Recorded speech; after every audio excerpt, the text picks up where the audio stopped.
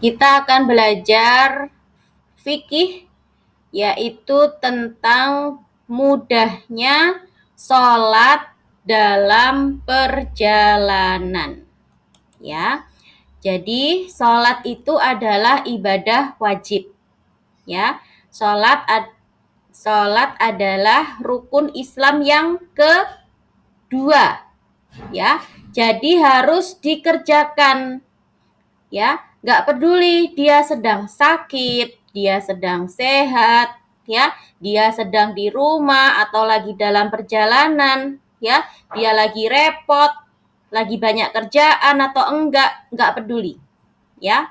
Yang jelas apa? Sholat itu wajib bagi semua orang Islam yang sudah balik dan berakal, ya. Jadi kalau orang Islam mau laki-laki atau perempuan, ya, kalau dia sehat, akalnya sehat ya, bukan badannya, akalnya yang sehat, ya, artinya dia apa? Dia tidak sedang gila, ya. Kalau dia akalnya sehat, berarti dia wajib sholat. Kalau dia sudah balik, ya, artinya apa? Dia sudah dewasa, bukan anak kecil lagi, berarti dia wajib sholat. Nah, ya, kalau dia lagi repot, dia wajib sholat nggak? Wajib, tetap wajib. Kalau dia sedang dalam perjalanan, lagi di atas pesawat, tetap wajib sholat nggak? Tetap wajib, ya. Jadi apa? Sholat itu adalah ibadah wajib yang harus dikerjakan.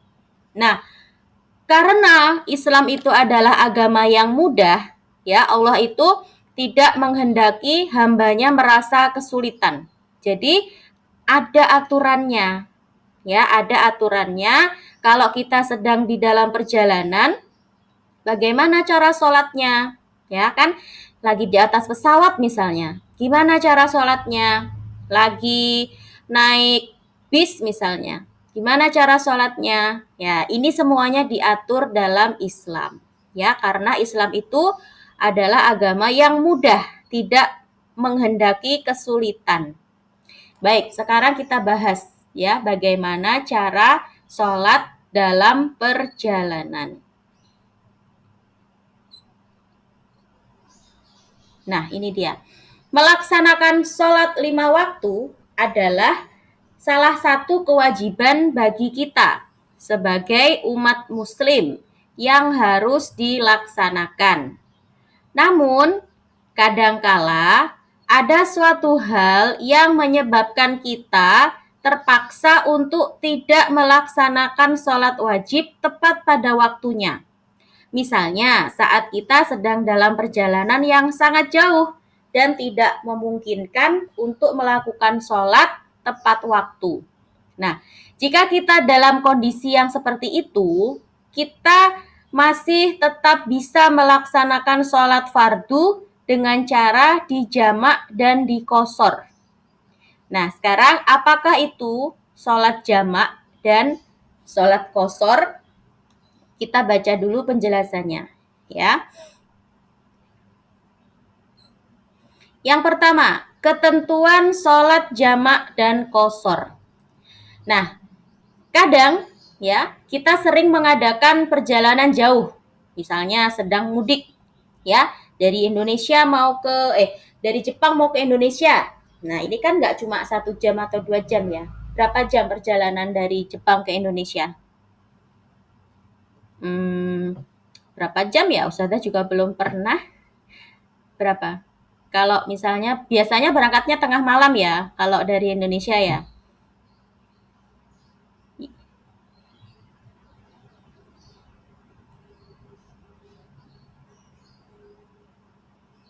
Mm-mm, mm-mm.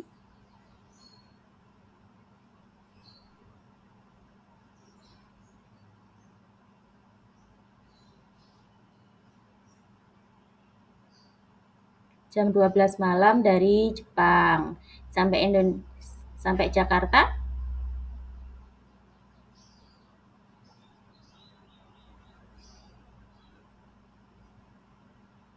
pagi apa siang? Masih pagi.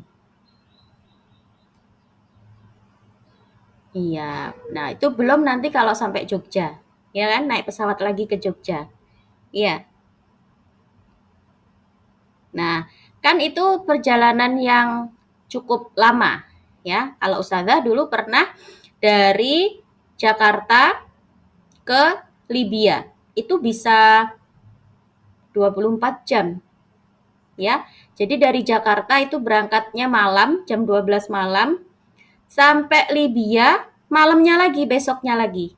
Ya, karena kita transit dulu di Thailand, transit di Mesir, ya. Jadi total perjalanan dari Jakarta ke Libya, ke Tripoli, Libya itu bisa 24 jam. Berangkatnya malam, sampai sana malam lagi.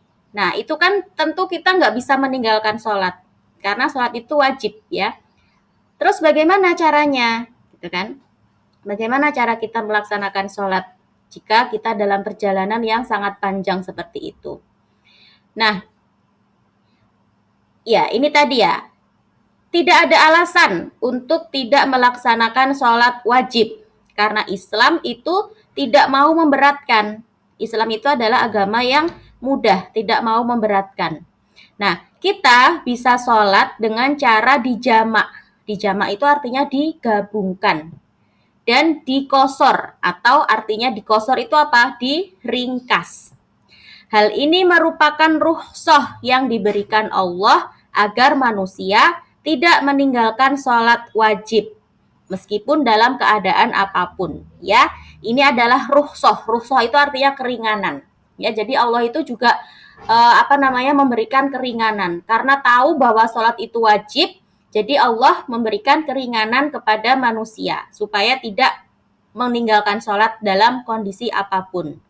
Ya, sebab Allah tidak menghendaki kesukaran atau kesulitan pada hambanya.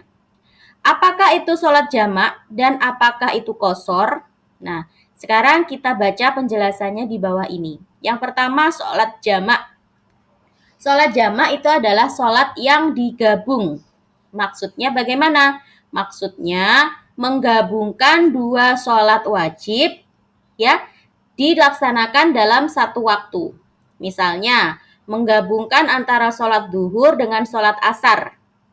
Dikerjakan di waktu zuhur atau dikerjakan di waktu asar. Ya, jadi sholatnya itu dua sholat digabung jadi satu. Ya, misalnya tadi ya, sholat duhur dan asar ini dikerjakan di waktu zuhur. Atau sholat duhur dan asar dikerjakan di waktu asar. Jadi dua sholat digabung jadi satu. Nah, atau bisa juga dengan menggabungkan antara sholat maghrib dengan sholat isya. Ya, di sholat maghrib dan sholat isya digabung dikerjakan di waktu maghrib. Atau bisa juga maghrib dan isya digabung jadi satu, dikerjakannya di waktu sholat isya. Nah, sedangkan sholat subuh ini nggak bisa digabung dengan sholat yang lain. Ya, ingat ya, hanya satu sholat saja. Sholat subuh ini nggak boleh digabung dengan sholat yang lain. Nah, hukum mengerjakan sholat jamak ini adalah mubah. Mubah itu artinya boleh bagi orang-orang yang memenuhi persyaratan. Jadi bukan wajib, bukan sunnah. Ya, mengerjakan sholat dengan cara dijamak ini boleh. Jadi tidak ada sunnah. Ya, tidak ada sunnah ataupun tidak ada wajib. Hanya mubah, hanya boleh, itu aja ya. Tapi ada syaratnya. Nah, ada syaratnya ya. Dalam sebuah hadis, Rasulullah Shallallahu alaihi wasallam bersabda yang artinya bahwa Rasulullah apabila beliau bepergian sebelum matahari tergelincir, maka beliau mengakhirkan sholat duhur sampai waktu asar. Kemudian berhenti lalu menjamak antara dua sholat tersebut. Tetapi apabila matahari telah tergelincir atau sudah masuk waktu zuhur sebelum pergi, maka beliau melakukan sholat duhur dahulu, kemudian beliau naik kendaraan atau berangkat. Ya, jadi Rasulullah itu kalau mau bepergian, ya, waktunya belum masuk waktu duhur. Jadi masih sekitar jam 11. Ya, kalau di Indonesia zuhur jam 12, jadi jam 11 Rasulullah mau pergi. Beliau pergi dulu, baru kemudian nanti mendekati jam 3, ya, mendekati jam 3, beliau menjamak sholat zuhur dengan sholat asar. Jadi sholatnya terakhir, ya, sholat zuhurnya dikerjakan di waktu asar. Jam 3 baru sholat zuhur dan asar dengan cara dijamak. Itu kalau perginya sebelum azan zuhur. Tapi kalau perginya itu setelah azan zuhur, ya, misalnya perginya jam 1, ya. Jam 12 kan sudah zuhur nih. Beliau pergi jam 1 misalnya. Sudah masuk waktu zuhur, berarti beliau sholat zuhur dulu, ya. Kemudian baru berangkat. Nah, itu Rasulullah, caranya seperti itu, ya. Dari hadis di atas dapat disimpulkan bahwa Rasulullah pernah menjamak sholat karena ada suatu sebab, yaitu bepergian. Hal ini menunjukkan bahwa menggabungkan dua sholat itu boleh dalam Islam, tapi harus ada syaratnya, harus ada sebabnya, harus ada alasannya. Nggak boleh tiba-tiba aku mau menjamak sholat karena aku mau nonton TV dulu, nanti aja sholatnya tak jamak karena aku lagi asik nonton TV misalnya. Itu nggak boleh seperti itu, ya. Nah, apa syaratnya? Ya, apa syaratnya boleh menjamak sholat? Yang pertama, dalam perjalanan jauh minimal 81 km. Ya, dalam perjalanan jauh minimal jaraknya 81 km. Menurut kesepakatan sebagian besar imam madhab, dan perjalanan tersebut tidak bertujuan untuk maksiat. Ya, jadi misalnya perjalanan untuk mudik misalnya, ya, mau menengok nenek, ya, pulang ke Indonesia mau menjenguk nenek, menjenguk kakek, ya, atau misalnya perjalanan sekolah, ya, sekolahnya jauh di luar kota, mau ke pondok misalnya, perjalanannya jauh, ya, minimal 81 km. Nah, itu boleh sholatnya dijamak. Ya, tapi kalau perjalanannya itu tujuannya untuk keburukan, itu nggak boleh, ya. Ya, jadi perjalanannya harus tujuannya yang baik. Dan syarat yang kedua yaitu dalam keadaan yang ketakutan. Dalam kondisi ketakutan, misalnya dalam kondisi perang, dalam kondisi sakit, ya, dalam kondisi hujan yang sangat deras, ya, ada bencana alam dan sebagainya, ada gempa bumi misalnya, nah itu boleh sholatnya dijamak. Itu ya syaratnya dua ya, dalam perjalanan dan juga dalam kondisi ketakutan. Nah, sholat jamak itu dibagi dua. Ada dua jenis. Yang pertama jamak takdim dan yang kedua jamak takhir. Ya, apa yang dimaksud dengan jamak takdim? Jamak takdim itu artinya jamak yang didahulukan. Yakni contohnya tadi sholat zuhur dan sholat asar dikerjakan di waktu zuhur. Itu namanya jamak takdim. Ya. Nah, jumlah sholatnya tetap 4-4. Jadi zuhur 4, asar juga 4. Ya. Jadi tidak diringkas ya, hanya dijamak saja, hanya digabungkan saja. Ini namanya jamak takdim. Sholat zuhur dan asar digabungkan di waktu zuhur. Namanya jamak takdim. Kemudian sholat maghrib dan sholat isya digabung di waktu maghrib.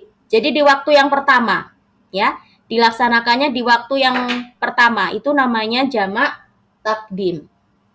Nah, dalam melaksanakan sholat jamak takdim, maka harus berniat menjamak sholat kedua pada waktu yang pertama. Mendahulukan sholat pertama dan dilaksanakan segera. Nggak boleh diselingi dengan perbuatan atau perkataan lain. Ya, jadi misalnya kita sholat zuhur nih, sholat zuhur dan sholat asar. Karena kita mau pergi, ya, kita sholat zuhur dulu lah, daripada nanti di jalan nggak ketemu masjid, nggak ketemu air misalnya, ya. sebelum berangkat kita sholat duhur dan sholat asar dulu. Ya, sholat duhur dulu dengan niat sholat duhur. Ya, niat sholat duhur kemudian sholat 4 rakaat. Setelah selesai salam, langsung berdiri lagi. Niat sholat asar 4 rakaat. Jadi nggak boleh ngobrol dulu. Nggak boleh ngobrol dulu, nggak boleh baca doa dulu, nggak boleh baca zikir dulu. Langsung berdiri. Ya, habis salam langsung berdiri untuk niat sholat asar 4 rakaat.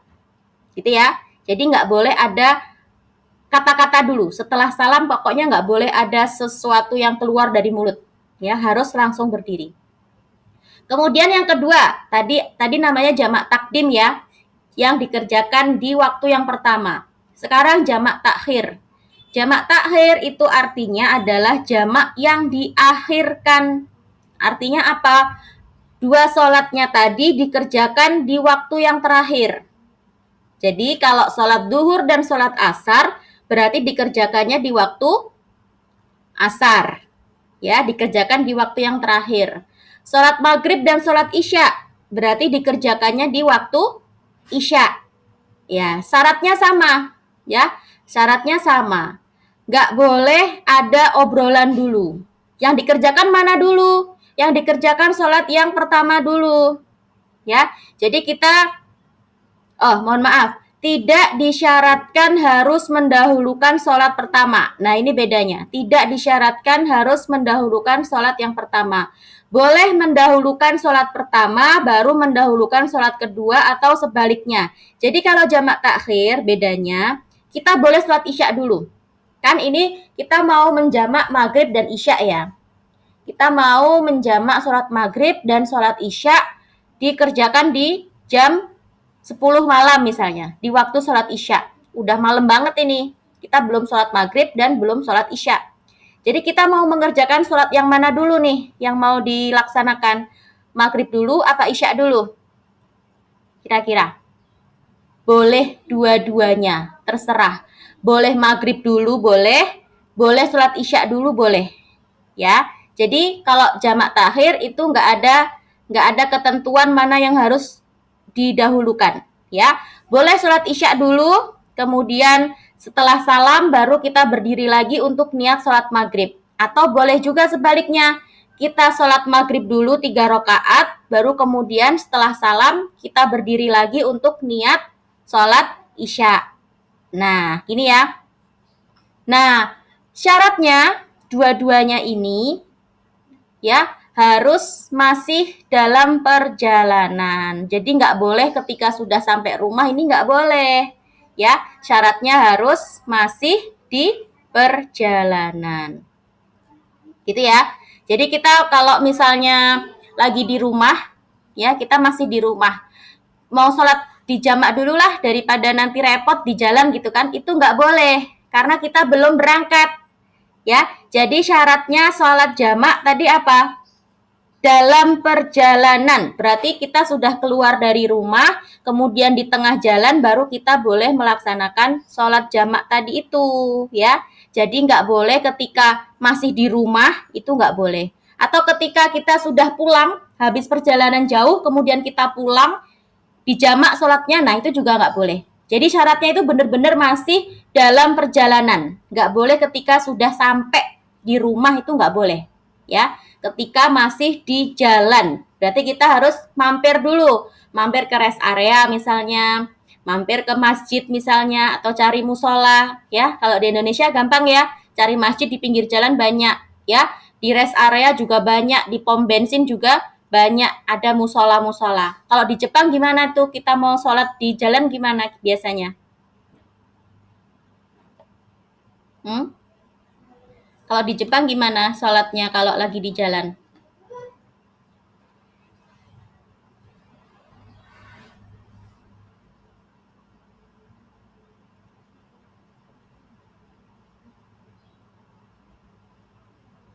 Hmm.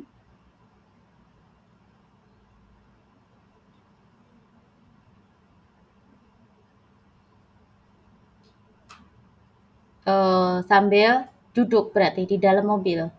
Iya, pernah nggak sholat di ruang apa namanya di tempat terbuka gitu? gelar tikar misalnya, ada karpet, gelar sajadah, terus sholat di tempat terbuka gitu, pernah nggak? Pernah juga. Iya. Tapi banyak orang nggak waktu itu? Atau lagi sepi? Banyak orang? Oh, diliatin nggak sama orang-orang lain? Iya. Terus gimana? Biasa aja? Oke, baik. Kalau di Indonesia gampang ya. Kita bisa mampir sebentar ke rest area, ya. Atau kalau lagi nggak di rest area, berarti kita mampir dulu ke pom bensin, ya. Bisa mampir sholat. Gampang kalau di Indonesia ya. Baik, cukup dulu pelajaran kita hari ini tentang sholat jamak. Ya, semoga paham ya. Besok kita lanjutkan dengan sholat qashar. Oke.